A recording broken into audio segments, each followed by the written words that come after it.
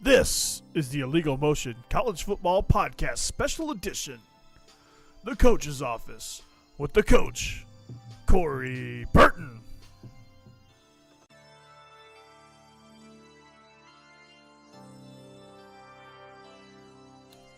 Welcome into episode 2 of the Illegal Motion College Football Podcast Special Edition, The Coach's Office.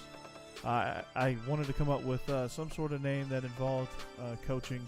I think the whiteboard has already been taken, and a lot of those names, the film room, that one's used by about 150,000 different podcasts. So the coach's office is what I landed on. So episode 1, we discussed the aspect of being a preferred walk-on and what that entailed. And then we tackled, actually that's the only issue we really tackled. It was a short episode.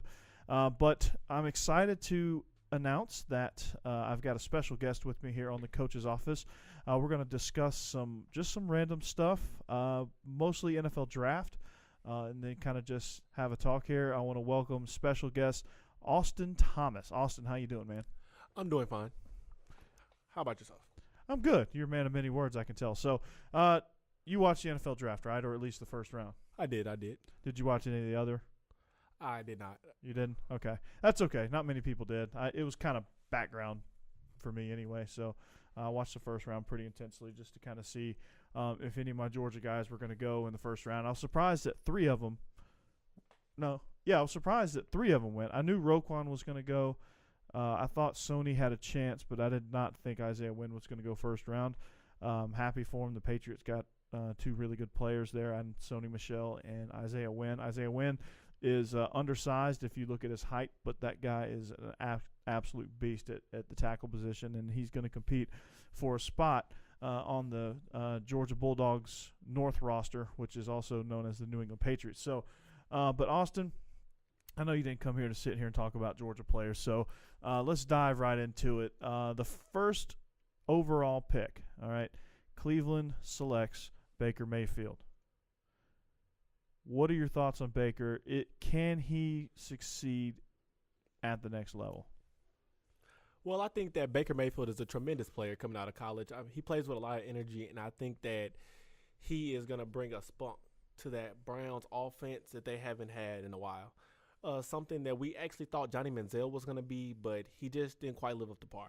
I think what he's going to bring to the offense is, intuitive, outgoing. He's very into it. But the thing about it is, can he be a non-off the field problem?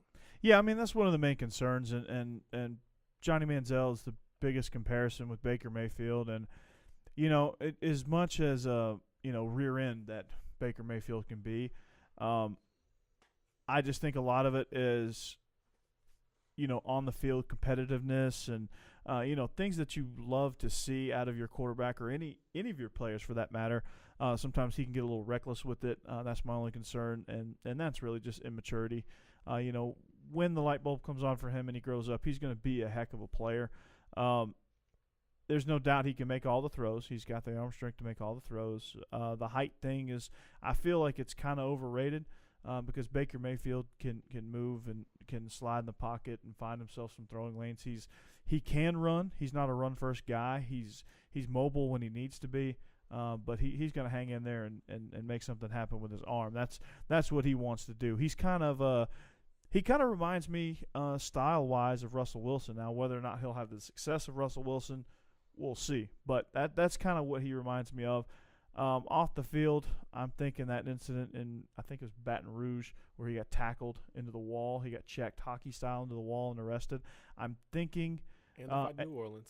Yeah, New Orleans, yeah. And I'm hoping for his sake that that's the only thing. But, what's going to endear him to his NFL teammates is just coming in, doing his job, and, putting a lot of those antics off to the side, even his on-field stuff, and just kind of, being himself, but kind of like a lighter version of himself, at least until he gets comfortable.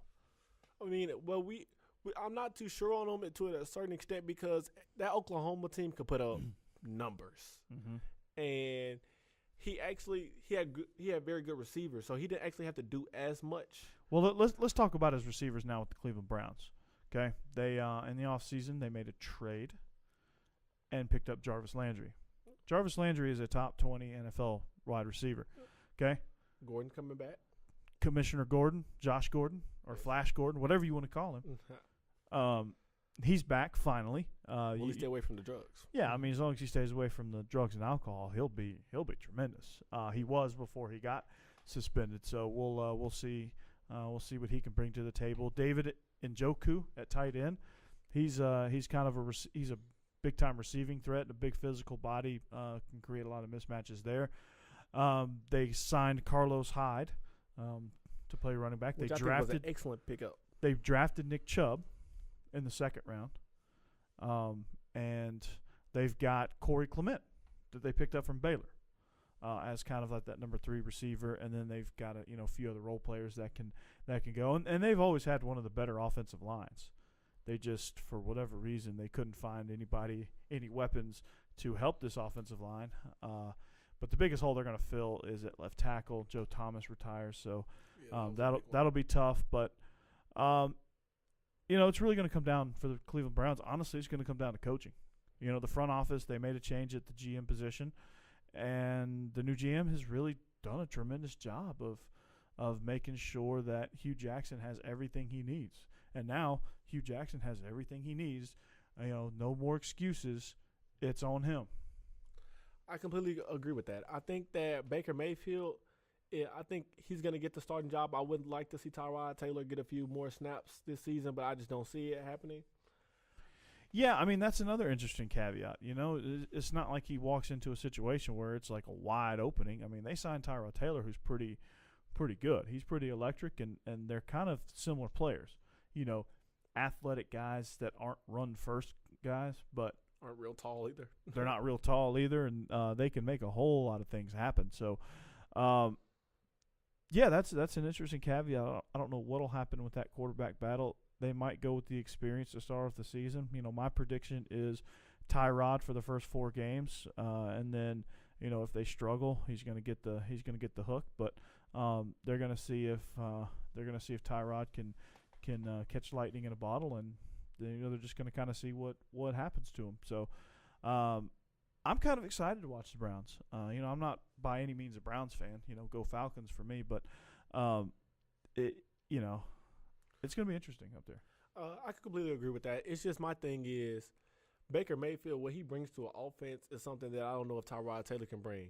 Yeah, I mean, he brings the moxie, he brings the knowledge, and he brings all the intangible stuff that I'm not sure that Tyrod. I'm not saying Tyrod doesn't bring those things.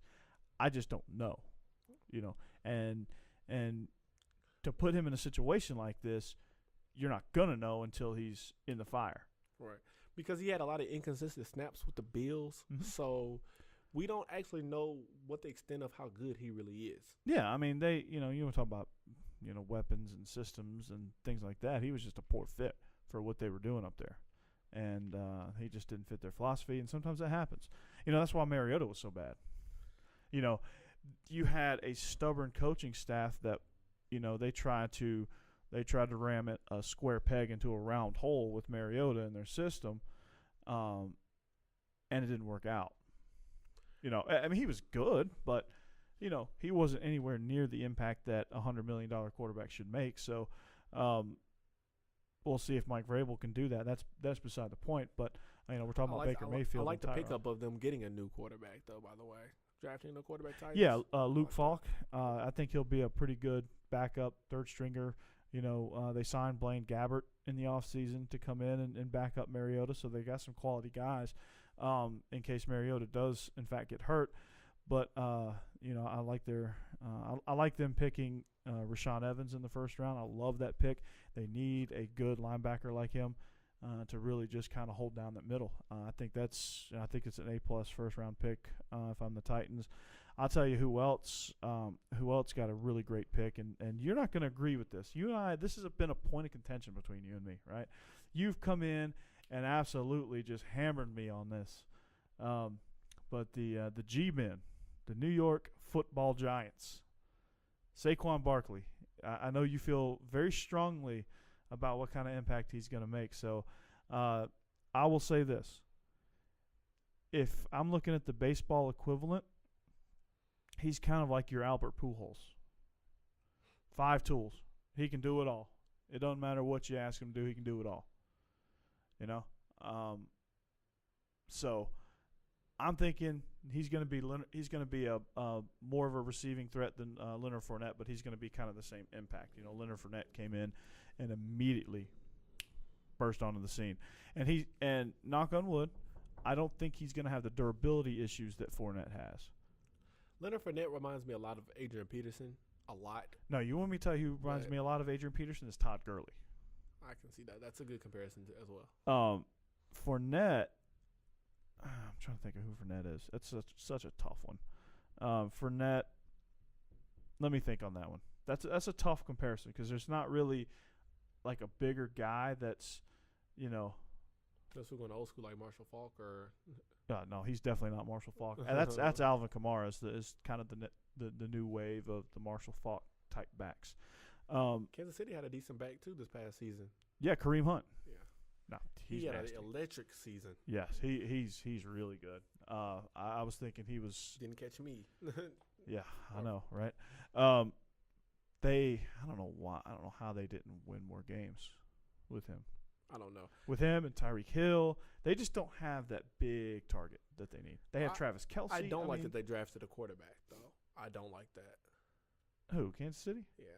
They didn't draft a quarterback last year. Pat Mahomes.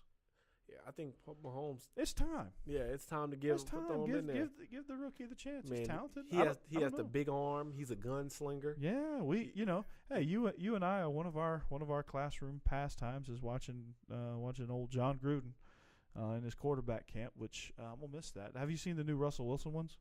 I have not actually. It's I think they might be out on YouTube or they're still kind of on ESPN Go or whatever that app is. QB to QB. He does an episode with Baker Mayfield. It's actually really cool. They are very similar. That is. They're. I want to say they're almost identical. I won't say they're going to have the same amount of success because, of course, he's not coming into a loaded offense like Wilson did. Oh yeah, I mean Wilson inherited Marshawn. He inherited Doug Baldwin. He inherited Sidney Rice and a whole electric defense. Yeah, I mean he inherited a whole lot of things, you know. And then you had the Legion of Boom that helped get the ball for you and helped keep opponents out of the end zone. So, but let's go back to Saquon. You know, I think for the Giants, where he proves the biggest threat is, you know, with the Giants, you have Odell Beckham coming back, right? And I would consider Odell Beckham the 3rd or 4th best receiver in the league right now. All right, the two of them that I think are definitely better is Julio and Antonio Brown in whatever order you want. And then that 3rd spot is kind of up for grabs. I'm not sure who I'm going to put there. Sometimes I like to put A.J. Green there. Sometimes I like to, sometimes OBJ can be there. I think I put OBJ there only because A.J. Green is hurt or his lack of consistency. Yeah, and I can see that. It's not always his fault due to Andy Dalton's, lackadaisical play. Yeah, extremely mediocre. But yeah, no, OBJ, okay, I'll give you that, absolutely. Okay, so OBJ number 3, I'll give you that. He's a firm number 3. I'll give you that, definitely. So he has OBJ. He has Sterling Shepard, who was a rookie last year, kind of a standout rookie, kind of had to take that offense on his back. They signed Nate Solder in the offseason, veteran left tackle. They drafted Will Hernandez in the 2nd round. He was the second best guard. The best guard went number 6 or 7 overall to the Colts, the huge kid out of Notre Dame. His name is escaping me for whatever reason. Go figure, right? So they drafted the 2nd best guard in Will Hernandez. Okay, you've got Evan Ingram as a tight end threat. He's kind of that David Njoku, kind of that, just a big wide receiver type threat. They got him sitting over there, and then they just they drafted Saquon. They didn't have a running back. They had a major hole at running back. And they felt good enough about Eli that, hey, we need a running back. We need a dynamic game changer. They passed up Rosen, Darnold, and Josh Allen to get Saquon Barkley. Well, so what does that tell you about, A, their feelings about Eli, and B, what they think about Saquon. I mean, Eli, we cannot. I'm going a limb on saying this, but Eli's a Hall of Fame quarterback. Yeah, there's no doubt. And as of right now, he's 2-0 in the Super Bowl, unlike his brother. Yeah, He's undefeated in the Super Bowl. yeah, he is. So His brother's 2-2. His brother's been to 4, but he's lost 2 of them. exactly, Eli hasn't lost any. And the thing about Eli is, even though he has his quarrels on the field, he's consistent. Oh yeah, the So- fact that before they drafted Ingram, before they drafted Shepard, even OBJ's rookie year. Lamontez Rivers to the main office. Lamontez Rivers, come to the main office, please. Hey, Lamontez, if you're listening to this, you need to go to the front office. So the fact that even when OBJ came in, they were a one-man show. I mean, no doubt they were a one-man show. Not to say that Victor Cruz wasn't having a bad season, because Victor Cruz was still He playing. was The declining. cha-cha man. Yeah, he was like going this way because of an Achilles injury. But the past season before, he had a great season. Oh, no doubt. He was one of those receivers that you could look at and say, wow, this guy. And he was an undrafted free agent. He burst onto the scene actually on Hard Knocks. When they did it with the New York Jets. The Jets played the Giants, and they had some rookie kid named Victor Cruz that was just lighting them up. 2 years later, you find out that the kid's a superstar. And then he tore his Achilles, and he was never the same. So they didn't really have – and even when Victor Cruz was there, I mean, who was their other receiver? Mario Manningham, who was decent. But who did they have at tailback? It was a rotating door. I think it was Brandon Jacobs. Yeah, and they had no offensive line. They did not. So they've built their offensive line. But yet They've they still went to a added- Super Bowl with Victor Cruz, too. I know, though. right? And Manningham made a huge catch in that game. And the fact that, all these offensive line issues where they were spotty. It's, they had a good guy here, a decent guy here, overachiever here. This guy under. They had an inconsistent offensive line. The fact that they had very few weapons. They had a lot of good role players. Eli Manning took that and made it into what it was that year. And the fact they actually had a pretty good defense, I would say. They had Jason Pierre-Paul. They had O.C. Umenyiora, Justin Tuck. They had those guys. Monsters. And then they had Strahan back in 2006. So they had some monsters in their defensive front that kind of helped them. But, the fact they had lack of weapons. Now you see all these weapons. OBJ, Sterling Shepard, Evan Ingram, now Saquon Barkley.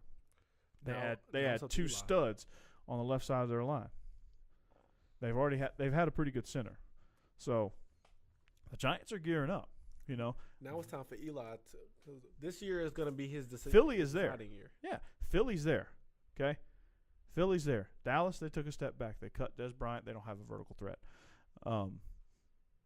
Washington, they're just so far away. They're still catching up, but they're doing the right things. They signed Cousins to a big contract. They did.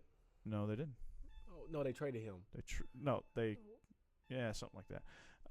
They didn't trade him. They just let him walk. They traded for Alex Smith. They get let. Which is a great. Yeah, that's a great pickup. So they're doing the right things. Why the 49ers give him up? I don't know. No, it was the Chiefs. They're doing the right thing. All right. The Giants are definitely doing the right thing. This is Eli's last stand. All right. This is what we're gonna call it.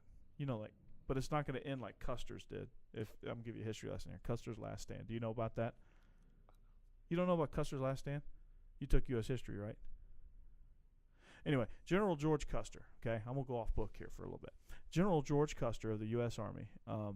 He thought he was going to just massacre the Sioux Indians, the Sioux tribe up there in the Dakotas. Okay. Well, what ended up happening was him and his troops got decimated because the Sioux Indians found out and they surrounded him and they ambushed him. And it was a massacre, but not what he thought was going to be in his mind. So it was Custer's last stand. Because it was literally his last stand. So for Eli, this is going to be his last crack at it, right? He's got 2 years. Okay? One more year as a starter. He's got 2 years, okay? No, he's earned the right. He's going to start. The other coach they had, I don't usually bash coaches, but that guy was a buffoon. All right. He's no Tom Coughlin for sure. I mean, who is? There's not many of them. Hey, and you know who Tom Coughlin used to coach for, right? Bill Parcells. You know who else is on Bill Parcells' staff? Bill Belichick. Belichick. You know who else is on in that tree? You don't? Charlie Weiss, Romeo Crennel, Yeah. Bill O'Brien. Those are all good coaches. Now we're going to see if Matt Patricia can kind of do that. And under Bill Belichick was probably the greatest college coach of all time, or coming up to. Or Nick Saban was in that tree. Yeah. Nick Saban. Yep. We all know about Nick Saban.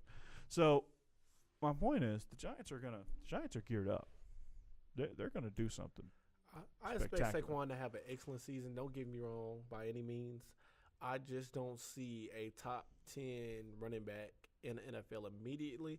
I could give him top 15. I'm going to say this year he rushes for 1,700 yards, somewhere around that, which is still an excellent season. If he's rushing for 1,700 yards, he's in the top 5.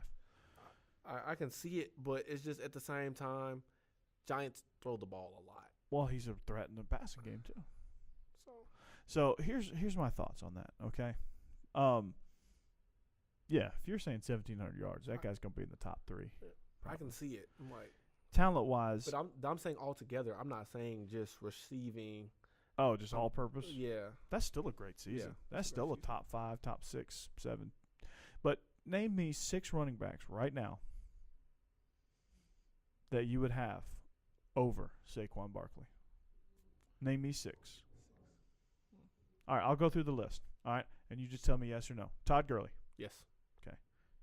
Ezekiel Elliott, No. Leonard Fournette, Yes. Devontae Freeman, Yes. Alvin Kamara. No. Okay. Jay Ajayi. Yes. At 6. Okay. At 6. All right. Let's see. Amir Abdullah. No. He's kind of the starter for the Lions. Dalvin Cook. Yes. I expect him to have a great season this season. Okay. All Wait right. on it. The fact that I don't even know who the Packers running back is a no. Carlos Hyde. Yes. Carlos Hyde over Yes. Saquon. Well, hold on. I don't know because, like you said, I don't know about that one. You know who I think will come in David there? Johnson. I could see that. No. David Johnson. No. David Johnson's more proven than Dalvin Cook is. He is, but I just think that Dalvin's going to have a breakout year this year. Okay. All right. Fair enough. The Seahawks don't have a solid starter, so they're a no. Jerick McKinnon. He'll be the starter for the 49ers. I have to check him out. Okay. Derrick Henry.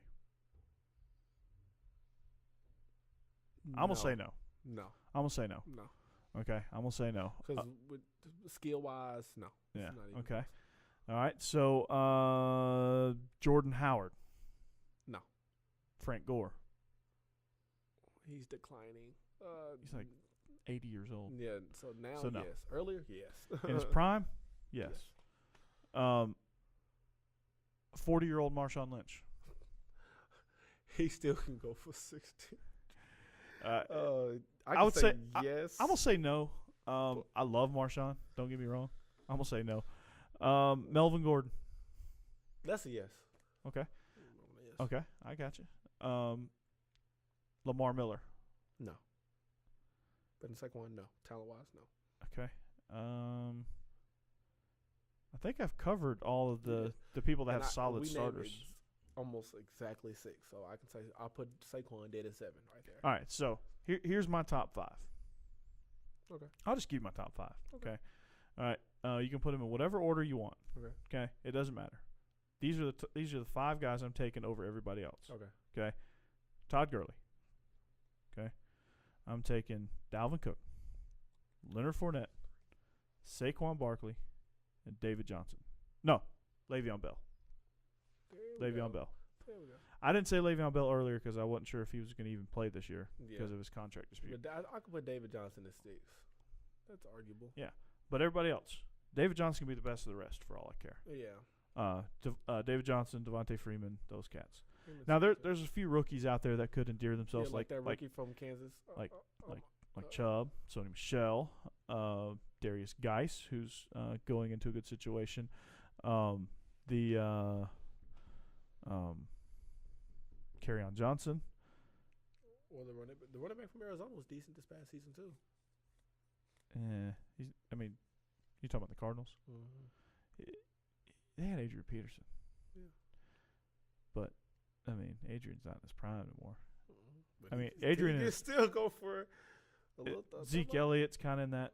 I Adrian think Peterson area. I can see know, that. I think Zeke just benefits from his situation. The line Yeah, I don't know that he is a great running back. I don't believe he is, honestly.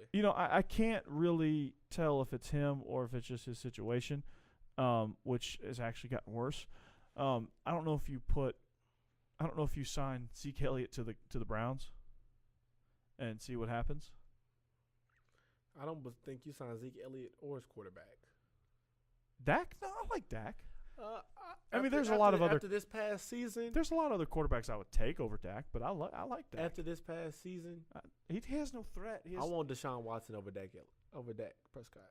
Oh yeah, that's without a doubt. I'm not saying I don't like Dak, but yeah, I'm taking Deshaun Watson every time. Because Dak is he's not necessarily a winner. He just gets the job done. Deshaun Watson is a winner. Deshaun Watson is a G. Yeah. All right. Let me tell you about this, okay? I was at a coach's clinic back when Deshaun Watson had just signed with Clemson, okay? Deshaun Watson had just signed with Clemson. And I was at a coach's clinic, and his head coach was one of the speakers at this coach's clinic. And he was talking about screens and just, I don't know what the topic was, right? I think it was screens. He did a bunch of different ones. So, but I think this particular one I sat in for was screens. And he goes, hi, I'm Bruce Miller. I'm the head coach at Gainesville High School. And I make no qualms about this, but I'm usually the offensive coordinator except for the 4 years that Deshaun Watson was here. When Deshaun was here, he was the offensive coordinator. He called all the plays, and he made me look good. He goes, I make no bones about it. I'm not standing here without Deshaun. Deshaun made me look like a genius. And that's, so that tells you everything you need to know about Deshaun. Deshaun is he's going to be a stud. I hate that he tore his ACL. I'm hoping durability doesn't become a concern. He has a lot of patent about him as far as when I know this is a big comparison, but I say Peyton because his IQ, man. Oh yeah, it's off the charts. Yeah, I'm a big Deshaun Watson fan, and when he's healthy, there's not many quarterbacks I would want in the game over him. Now, you get a guy like Matt Ryan, Ben Roethlisberger, Russell Wilson. Of course, a top-tier quarterback. Those guys who've been around it a lot. I think Deshaun Watson is on that path. Is he there? No. But is he on that path? I see a lot of similarities. Absolutely. And I see a ton of those qualities. Like you take some of the hodgepodge of qualities about those guys. I kind of see like a more athletic Matt Ryan, because Matt Ryan is every much of a film nerd or film room guy as Peyton was. Peyton is just on a whole other level. He's in his own. Of course. When it comes to intelligence, Peyton's in his own category, even above Brady. Like you take some of the tangible stuff, Manning's better than Brady. Like you take some. Well, when I say tangible, I mean both of the Mannings are junkies. I mean like physical attributes. Oh yeah. Like I think Peyton was what 6'5". Peyton's 6'5", 220 or whatever, 230. With a big arm. He's a huge arm. And don't get it twisted with his Broncos days. A lot of that was that nerve damage that he didn't fully recover from. So his Colts days, his prime days. Yeah, I mean that guy could make any throw. I'm not saying Tom Brady has a weak arm. I'm saying Manning. This is one thing I will go on record and say. When it comes to arm strength, Tom Brady and Peyton Manning can make every single throw no matter what. He has the bigger arm. Tom Brady Yeah. can do those things, but not at the same rate and at the same level. that I'll be Peyton honest. consistently do it. I'll be honest in saying this. I think Peyton Manning is a better quarterback than Tom Brady. But Tom Brady's more accomplished because Tom Yes. Brady has something that like only MLB closers have. He has that kind of like crazy edge that for whatever reason you give him the ball late in the game, he's going to go win it for you. It's like a LeBron Jordan comparison. I know, right? Except, this one's probably actually it's kind of just as tight, but he's more clutch. Like Manning is LeBron, Exactly. Brady is Jordan. Exactly. That's a great comparison. That's really what it comes down to. Sheer talent, Yeah. and it's Manning. Exactly. But like, you got 2 minutes to go and you're down 4. I'm giving the ball to Brady. Exactly. I'm giving it to Brady. Because it's a killer about him. Yeah, he's got a killer instinct.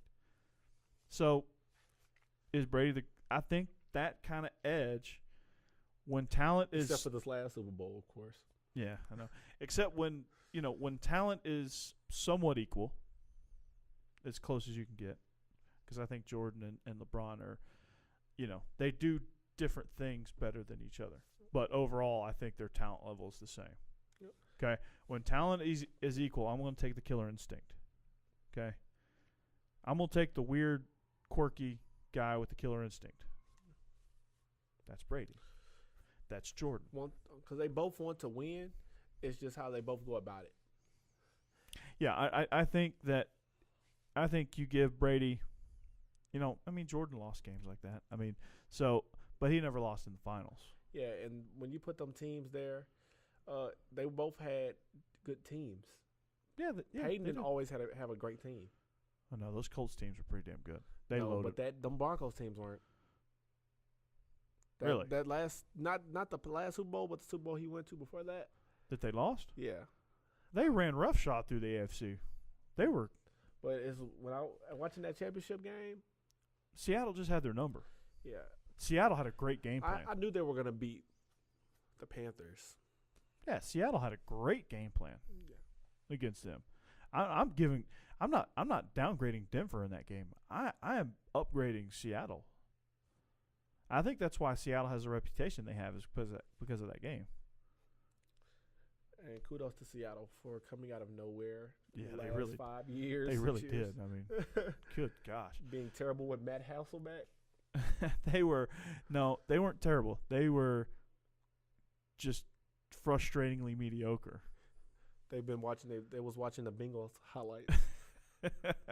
Yeah, they definitely had some Andy Dalton in them, but yeah, I mean it's we can sit here and analyze every quarterback. Oh, yeah. You and I talk about Cam Newton a lot. Yeah. Cam Newton. His talent, man. Oh gosh, sheer talent. But that's all he's got. Oh yeah, his He's just brains, talent, his man. IQ is just. His- not there. I don't know exactly his IQ. It doesn't He seem can like make. it's He good. can make. Let me say this about Cam. He can make all the throws. Oh yeah, He yeah. can put it where it needs to be, and he can break down on offense. I've seen him do it. Mhm. But his problem is he's an off the field issue constantly, even now at 28 years old. Yeah, I mean, you're wondering, is he partying too much? Is he not serious about his playbook? Does he have a clean, healthy respect for Ron Rivera and his staff? Is Cam Newton doing everything he can do to be the best quarterback he can be? And my thoughts are, if he was, Carolina would be winning more games.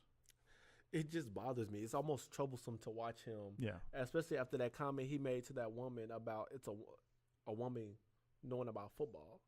Like, why can't women know about football? You can't I put know, yourself right? in a situation like that. It's her job to know football. So if she does her job, she's going to know football, right? Exactly. So I don't like that. But it all stems from this one word, immaturity. That's all it is. It's immaturity. But he's 28 years old, man. And he's still immature. Sometimes people mature at different rates. There's 16-year-olds that are more mature than 50-year-olds at this point. Like there's kids at this school that I figured that are probably more mature than I am. Possibly. I almost guarantee it. Like, and the in some aspects, but but in all seriousness, like Cam Newton's just frustrating. Yes. He's frustrating. So, And we don't even know how good he can really be. no, we can't. We don't know his full potential, but we'll see it because they've kind of built some weapons too. So And the NFL also is constantly messing with them, though. yeah, they are. But he brings it on himself, I think, a lot. Sometimes he does, but sometimes I think that they do go a little overboard with like he They- celebrates. they- yes, they- but They do, but he's got a reputation. Odell Beckham can go do a 360 backflip in the back of the end zone and never get fined for it. But Yeah, well, they kind of revised the celebration penalty. I think they've kind of made it where you can do like organized team celebrations, which makes it fun. You can no longer dunk through the field goal post. I heard. It's I fine. know.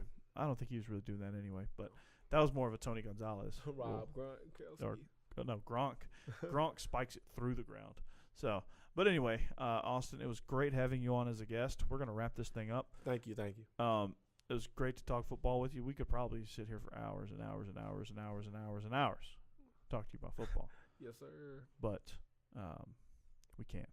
So, anyway, for Auston Thomas, my special guest here, I am the coach, Corey Burton, joining you on the special edition of the Illegal Motion College Football Podcast. It was an NFL draft special where Austin and I broke down some things, and we kind of went off in some tangents, but that's okay. That's radio. So, for Austin, I'm the coach, and this is the coach's office. Have a great day. Check me out on Topper Nation News at Auston Thomas. All right, there you go. It's Topper Nation News Sports Hub. That's his role.